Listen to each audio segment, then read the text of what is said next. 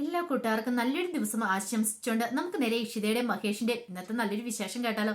അങ്ങനെ ഇന്നത്തെ വിശേഷത്തില് ചിപ്പിമോള് പറഞ്ഞ കാര്യങ്ങളൊക്കെ ആയിട്ട് തകർന്ന് തരിപ്പണമായിട്ട് ആകാശ് അകത്തേക്ക് കയറി പോണം. പുറകെ രജനി അങ്ങോട്ട് പോയി. അപ്പോഴേക്ക് ചിപ്പിമോള് തന്റെ ഫ്രണ്ട്സിനോട് പറഞ്ഞു, അതെ ഞാൻ ഇപ്പൊ തന്നെ പോയി വിളിച്ച് ഫോൺ എടുത്തോണ്ട് വരാം, എന്റെ ഡാഡിനെ കണ്ടേ, എന്റെ ഡാഡി സൂപ്പർ ഹീറോയാ, ഞാൻ വീഡിയോ കോൾ വിളിച്ച് കാണിച്ചു തരാമെന്ന് പറഞ്ഞുകൊണ്ട് ചിപ്പിമോൾ അങ്ങോട്ടേക്ക് പോവാണ്. ആ സമയം സ്വപ്നവല്ലിയും രാമനാഥനും സംസാരിച്ചുകൊണ്ടിരിക്കുകയാണ്. അവരുടെ മനസ്സിന്റെ വേദന വിനോദിനെ കുറിച്ചുള്ളതായിരുന്നു. വിനോദ് ഇവിടെ ഇതുവരെയായിട്ട് വന്നിട്ടുണ്ട്, കാണാൻ പോലും സാധിച്ചില്ലോ എന്നൊക്കെ പറഞ്ഞുകൊണ്ടിരിക്കുന്ന സമയത്താണ് അങ്ങോട്ടേക്ക് മഹേഷ് കയറി വരുന്നത്. മഹേഷിനെ കണ്ടതും സ്വപ്നവല്ലൊരു നല്ല മോനെ നീ ഇത് എവിടെ പോയതായിരുന്നു ചോദിക്കുക. ഇല്ലമ്മ ഞാൻ വെറുതെ പുറത്തു വരെ പോയതായിരുന്നു പറയാം. അങ്ങനെ അകത്തേക്ക് കയറി വന്നപ്പോഴത്തേന് ഫോൺ ബെല്ലടിച്ച് നോക്കിക്കഴിഞ്ഞപ്പോൾ ചിപ്പിമോളെ വീഡിയോ കോൾ വന്നിരിക്കുന്നു. മഹേഷിന് എന്തെന്നില്ല സന്തോഷം. ആ ചിപ്പിമോളെ എന്ന് വിളിക്കുകയാണ്. അതെ ഡാഡി ഇത് കണ്ടോ, ഇതെല്ലാം എന്റെ ഫ്രണ്ട്സ് ആണെന്ന് പറഞ്ഞു. ആഹാ കൊള്ളാലോ, സാന്താക്ലോസിന്റെ വേഷത്തിലാണല്ലോ മോളെന്ന് പറയാം. അതേന്ന് പറയാ, ഞങ്ങളെല്ലാവരും ഇവിടെ ആഘോഷിക്കാൻ പോവാന്ന് പറയാണ്. അത് കേട്ടതും എന്തെന്നില്ലാത്ത സന്തോഷം മഹേഷിന് തോന്നി. പിന്നീട് കൂടെയുള്ള ഫ്രണ്ട്സ് പരിചയപ്പെടുത്തുക, ഞാൻ പൂജ, അടുത്ത പറഞ്ഞു ഞാൻ എന്റെ പേര് ലല്ലു എന്നൊക്കെ പറഞ്ഞ് പരിചയപ്പെടുത്തുക. അതെ ഈ ചിപ്പിമോളുടെ ഡാഡി സൂപ്പർ ഹീറോയാന്ന് ചിപ്പിമോൾ പറഞ്ഞു. എപ്പോഴും ഡാഡിയെ കുറിച്ചൊക്കെ വാദവരാ സംസാരിക്കുന്ന പറയാം. അപ്പോഴേക്ക് സ്വപ്നവല്ലി രാമനാഥനും കൂടെ അങ്ങോട്ട് വന്നു. ഫോൺ മേടിച്ചു. ആ അച്ഛമ്മേ എന്തൊക്കെയുണ്ട് വിശേഷങ്ങൾ എന്നൊക്കെ ചോദിക്കുകയാണ്. അങ്ങനെ കുശലം പറഞ്ഞതിനൊക്കെ ശേഷം ചിപ്പിമോള് പറഞ്ഞു, ഡാഡി എന്നെ വന്ന് കൊണ്ടുപോകത്തില്ലെന്ന് ചോദിക്കുക. ഞാൻ കൊണ്ടുപോകും, മോളെ കൊണ്ടുപോകാനായിട്ട് ഈ ഡാഡി വരൂ കേട്ടോ, എന്നാ ഡാഡി ഉമ്മ എന്നൊക്കെ പറഞ്ഞിട്ട് അങ്ങനെ ഉമ്മയെ കൊടുത്തതിന് ശേഷമാണ് ചിപ്പിമോള് ഫോൺ കട്ട് ചെയ്യുന്നത്. അങ്ങനെ കട്ട് ചെയ്തപ്പോഴത്തേനും മഹേഷിന് ആകെപ്പാടെ സങ്കടമായി. പിന്നീട് മഹേഷ് മുറി പോയിരിക്കുകയാണ്. ആ സമയം രാമനാഥൻ അങ്ങോട്ട് വന്നു. വന്നിട്ട് മോനെ മഹേഷേ, നീ എന്തിനാ വിഷമിച്ചിരിക്കണേ? വിഷമിച്ചിരിക്കേണ്ട കാര്യമൊന്നുമില്ല. ചിപ്പിമോളുടെ കാര്യത്തിൽ നീ ഒരു തീരുമാനം എടുക്കണം. കാരണം ചിപ്പിമോൾ ഇങ്ങോട്ട് വരണമെങ്കിൽ നീ ഒരു വിവാഹം കഴിക്കണം. കാരണം കോടതിക്ക് തോന്നണം ചിപ്പിമോളെ നീ സുരക്ഷിതമായിട്ട് നോക്കുന്നു. ഒരുപക്ഷെ നീ വിവാഹം കഴിക്കുവാണെങ്കിൽ ആ കുഞ്ഞിനെ പൊന്നു പോലെ നോക്കുന്നൊരു അമ്മയുണ്ടെന്ന് അറിയുവാണെങ്കിൽ ചിപ്പിമോളെ വിട്ടുതരാനായിട്ട് കോടതി തയ്യാറാവെന്ന് പറയാം. എന്റെ അച്ഛ ഇനി ഞാനൊരു വിവാഹം കഴിക്കാനോ ഒന്ന് കഴിച്ചതിന് കേട് ഒരു മഹാമാരി പോലെ എന്നെ പിന്തുടർന്നുകൊണ്ടിരിക്കുക. അപ്പോഴാണോ ഇനി അടുത്തൊരു വിവാഹം? ഇത് കേട്ട് സ്വപ്നവല്ലി പറഞ്ഞു, എല്ലാവരും അങ്ങനെയാണെന്ന് നിർബന്ധമില്ലല്ലോ. നിന്റെ അച്ഛനാണ് ഇപ്പോൾ ഒരു ആലോചന കൊണ്ടുവന്നിട്ടുണ്ട്, നീ അതിനങ്ങോട്ട് സമ്മതിക്കുക. അച്ഛന്റെ ഫ്രണ്ടിനെ മോളെന്നല്ലേ പറഞ്ഞേ, അപ്പൊ അതിന് നിനക്ക് സംഭവിച്ചത് എന്താ കുഴപ്പം? അത് പിന്നെ അച്ഛൻ ഞാൻ കൂടുതലൊന്നും പറയണ്ട, നിന്റെ ഇഷ്ടം എന്താ ചെയ്യാ, ഞാൻ പറയാനുള്ളൂ പറഞ്ഞു. ചിപ്പിമോളെ കിട്ടാനുള്ള ഏറ്റവും നല്ല വഴിയെ ഞാൻ പറഞ്ഞു തന്നെ. ഞാനൊന്ന് ആലോചിക്കട്ടെ അച്ഛാന്ന് പറയണം. അത് മതി, ആലോചിച്ചിട്ട് നീ ഒരു തീരുമാനം പറഞ്ഞാൽ മതി, സമയം എടുത്താളാൻ പറഞ്ഞിട്ട് സ്വപ്ന രാമനാഥൻ അവിടെ നിന്ന് എഴുന്നേറ്റ് പോരുവാണ്. ആ സമയത്ത് മാഷും പ്രിയാമണിയും സംസാരിച്ചുകൊണ്ടിരിക്കുക. അപ്പോഴേക്കും അങ്ങോട്ടേക്ക് ഇഷിതയും കൂടെ വരുവാണ്. പ്രിയാമണി പറഞ്ഞു, നിന്നെ കുറിച്ച് ഇപ്പൊ പറഞ്ഞോളൂ, നിന്റെ കല്യാണക്കാര്യത്തെ കുറിച്ച്. മാഷ് പറഞ്ഞു, മോളെ ഞങ്ങൾക്ക് വയസ്സും പ്രായമായി വരുക, നിന്നെ ആരുടെയും കൈകളിൽ പിടിച്ചേൽപ്പിക്കണം എന്ന് പറയാം. അച്ഛാ എന്തിനാ അച്ഛാ വേണ്ടാത്തൊരു വയ്യാവലിക്ക് നീ ആടുന്നേ? ഇത് സ്വസ്ഥമായിട്ട് ഈ ഭൂമി മേഞ്ഞു നടക്കുന്ന ഒരു പശുവിനെ പെട്ടെന്നൊരു കമ്പിൽ പിടിച്ച് കെട്ടിയുള്ള അവസ്ഥ എന്തായിരിക്കും? അതേ അവസ്ഥ തന്നെ ആയിരിക്കും എനിക്കും വരാൻ വന്നേ. മോളെ അങ്ങനെയൊന്നും നീ പറയരുത്, അങ്ങനെ ചിന്തിക്കുക പോലും ചെയ്യരുത്. എന്തിനാ നീ നോർത്തെ വിവാഹം എന്നൊക്കെ പറഞ്ഞ നല്ലൊരു കാര്യമല്ലേ? ഇത് പോരാത്തേന് ഇപ്പൊ അച്ഛനൊരു ആലോചന കൊടുത്തിട്ടുണ്ട്, അച്ഛന്റെ ഫ്രണ്ടിന്റെ മോന. അപ്പൊ ഒരിക്കലും അത് മോശമാവാൻ വഴിയില്ല. മോൾക്ക് നല്ലത് വേണ്ടി നല്ലത് മാത്രമേ അച്ഛൻ ചെയ്യത്തുള്ളൂ എന്ന് ചോദിക്കാം. അതൊക്കെ എനിക്കറിയാം, പക്ഷെ എന്നാലും നീ അവരെന്നാലും വിചാരിക്കണ്ട, നീ പെട്ടെന്ന് വിവാഹത്തിന് തയ്യാറായിക്കോ. ഇനി ഇപ്പം മാഷ് കൊണ്ടുവന്ന ആലോചനയായിട്ട് ഞാൻ വേറൊന്നും നോക്കുന്നില്ലെന്ന് പറയാം. അത് കേട്ടത് ഇഷ്ടതയൊന്നും മിണ്ടാതെ എഴുന്നേറ്റ് പോയി. ഈ സമയം പ്രിയാമണി പറഞ്ഞു, ഇതേ മാഷെ അവളുടെ ഇഷ്ടാനിഷ്ടങ്ങളൊന്നും മാഷ് നോക്കേണ്ട കാര്യമില്ല, മാഷിന് ഇഷ്ടം എന്താ പറഞ്ഞാൽ അതങ്ങ് ചെയ്തു, ആ കൂടെ ഞാനും കൂടെ നിൽക്കും, ഇനിയിപ്പോൾ അവളുടെ സൗകര്യം നോക്കേണ്ടത് കാര്യമില്ലെന്ന് പറയാണ്. പിന്നീട് ഇഷിത മുറിയിലേക്ക് വന്നപ്പോൾ സുഹിത്ര ചോദിച്ചു, സ്വസ്ഥമായി മേഞ്ഞു കിടക്കുന്ന ഒരു പശുവിനെ പിടിച്ചു കെട്ടാൻ പോവല്ലേന്ന് ചോദിക്കുക. ഓ അപ്പൊ നീ മറിഞ്ഞെന്നെല്ലാം കേട്ടോണ്ടിരിക്കുവായിരുന്നു അല്ലാതെ പിന്നെ? അതെ ചേച്ചി ചേച്ചി എന്തിനാ ഇങ്ങനെ വിഷമിക്കണേ? കല്യാണം കഴിച്ചോർത്ത് എന്താ കുഴപ്പം?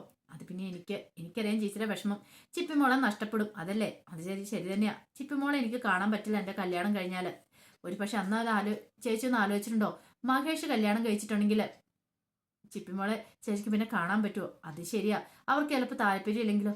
എന്നാലും ചിപ്പിമോൾക്ക് എന്നെ ഇഷ്ടമാണെങ്കിൽ ചിപ്പിമോൾ എന്നെ കാണാൻ പറ്റത്തില്ലേ? എത്ര നാൾ അങ്ങനെ സംഭവിക്കുമെന്ന് ചേച്ചിക്ക് തോന്നിയിട്ടുണ്ടോ?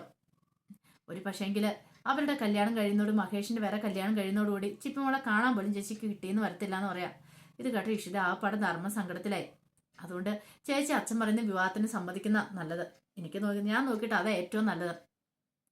വേറൊരു വിവാഹത്തിന് ചേച്ചി സമ്മതിക്കണ്ട. എന്താണെങ്കിലും ചേച്ചിയുടെ അച്ഛൻ ചേച്ചിക്ക് നല്ലത് വേണ്ടി നല്ല ഒരു ആലോചനയല്ലേ കൊണ്ടുവരുള്ളൂ എന്ന് പറഞ്ഞു നിൽക്കുകയാണ്. പക്ഷെ ഇഷിതയുടെ മനസ്സിൽ ചിപ്പിമോളുടെ മുഖം മാത്രമായിരുന്നു. ഈ സമയം ആകാശ് എന്ത് ചെയ്യാ, ചിപ്പിമോൾക്ക് വേണ്ടി ഒരു ഗംഭീര പാർട്ടീനെ ഒരുക്കുന്നുണ്ട്.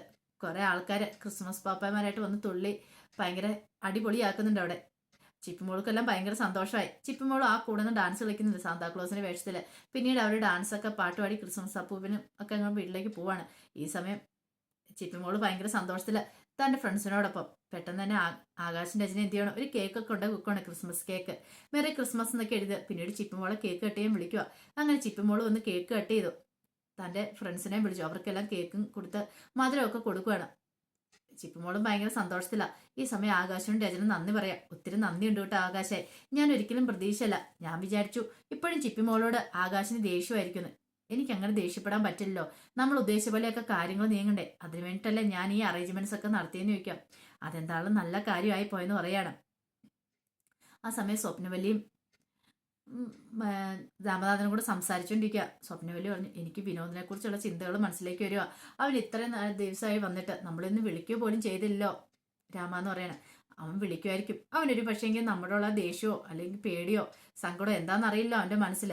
നമുക്ക് കാത്തിരിക്കാം. എന്നാൽ ഇവിടെ എത്തിയിട്ട് അവൻ കേരളത്തിൽ എത്തിയിട്ടൊന്നും വിളിക്കാത്ത മോശമായിപ്പോയെന്ന് പറയാം. സാരമില്ല.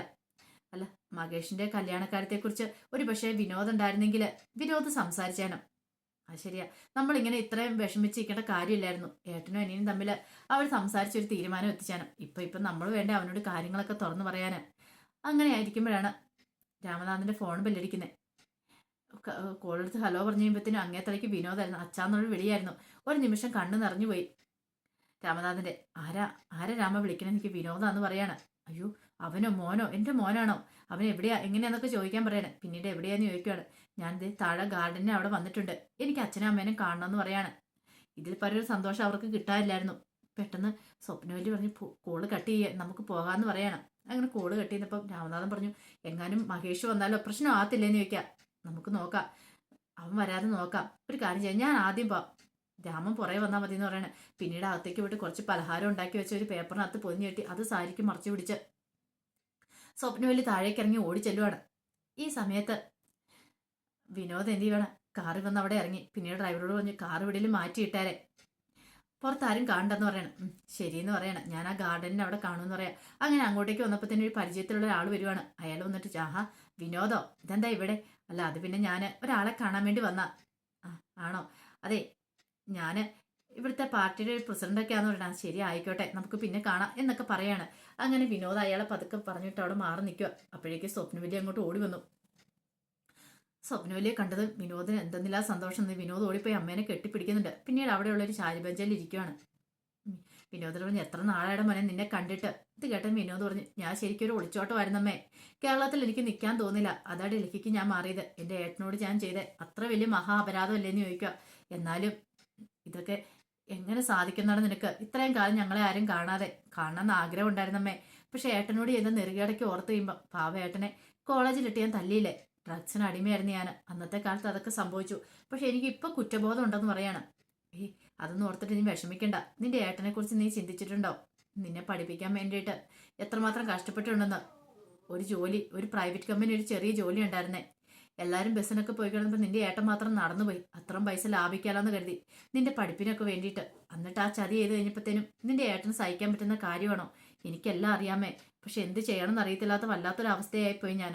എന്നോട് ക്ഷമിക്കാമെന്ന് പറയാണ്. ഞങ്ങൾ ക്ഷമിച്ചിട്ട് എന്താണ് മോനെ കാര്യം? ക്ഷമിക്കേണ്ട ആളാരാ? നിന്റെ ഏട്ടനല്ലേ. നിന്റെ ഏട്ടൻ പാവ. ആ മനസ്സിനെങ്കിലും നിനക്ക് മനസ്സിലായില്ലെങ്കിൽ എനിക്കറിയാം. എനിക്ക് എൻ്റെ ഏട്ടനെ കാണണമെന്ന് ക്ഷമ പറയണമെന്നൊക്കെ ഉണ്ട്. പക്ഷെ ഏട്ടൻ ഒരിക്കലും എന്നെ അംഗീകരിച്ചെന്ന് വരില്ല. അതെനിക്ക് നന്നായിട്ട് അറിയാവുന്ന കാര്യമാണ്. എനിക്ക് കൂടുതൽ എന്ത് പറയണമെന്ന് അറിയില്ല എന്ന് പറയണം. പിന്നീട് സ്വപ്നയിൽ താൻ പൊതിഞ്ഞുകൊണ്ടുവന്ന് പലഹാരമൊക്കെ വിനോദിന് വായി വെച്ചു കൊടുക്കുന്നുണ്ട്. കഴിക്കും മോനെ എന്നൊക്കെ പറഞ്ഞുകൊണ്ട്. അപ്പോഴേക്കും രാമനാഥൻ അങ്ങോട്ട് ഇറങ്ങി വരുന്നു. രാമനാഥനെ കണ്ടതും എന്തെന്നില്ലാത്ത സന്തോഷം തോന്നി വിനോദിന്. വിനോദ് ഓടിപ്പോയി രാമനാഥനെ കെട്ടിപ്പിടിക്കുന്നുണ്ട്. പിന്നീട് വിശേഷങ്ങൾ ചോദിക്കുകയാണ്. നിന്റെ ഏട്ടന്റെ കാര്യങ്ങളൊക്കെ നിനക്കറിയാലോ. ഇപ്പൊ അവനൊരു കുഞ്ഞുണ്ട്, നല്ല മാലാഹ പോലൊരു കുഞ്ഞ്. പക്ഷെ കോടതി കേസ് നടക്കുന്നതുകൊണ്ട് ആ കുഞ്ഞ് അവളുടെ വീട്ടിലെപ്പം എന്നൊക്കെ പറയാണ്. സാരമില്ലമ്മേ, എല്ലാം ശരിയാവും എന്നൊക്കെ പറയാണ്. അപ്പോഴേക്കാണ് മഹേഷ് അങ്ങോട്ടേക്ക് വരുന്നത്. മഹേഷ് ഇത് കണ്ടിരുന്നില്ല. അങ്ങനെ അടുത്തേക്ക് വരുമ്പോഴത്തേനുമാണ് മഹേഷ് ഈ ഞെട്ടിക്കുന്ന കാഴ്ച കൊണ്ട് ഒരു നിമിഷം തരിച്ചു നിൽക്കുകയാണ്. സ്വപ്നവല്ലിക്കും അവർക്ക് എന്ത് ചെയ്യണമെന്ന് അറിയത്തില്ല. കാരണം അവരും പ്രതീക്ഷിച്ച കാര്യമില്ല. മഹേഷ് അറിഞ്ഞിട്ടുണ്ടെങ്കിൽ ഒരിക്കലും ഈ ബന്ധത്തിന് അവർ സമ്മതിക്കില്ല എന്ന് അവർക്കും അറിയാവുന്ന കാര്യമാണ്. അപ്പം അതിൻ്റെ വിശേഷങ്ങളൊക്കെ ഉണ്ട്. ഇതിൻ്റെ ബാക്കി വിശേഷങ്ങളുമായിട്ട് വൈകുന്നേരത്തെ പ്രൊമോയിൽ വരാട്ടോ. ആദ്യമായി കാണുന്നവരാണെങ്കിൽ ചാനൽ ഇഷ്ടപ്പെട്ടോ ഒന്ന് സബ്സ്ക്രൈബ് ചെയ്യാൻ മറക്കരുതേ.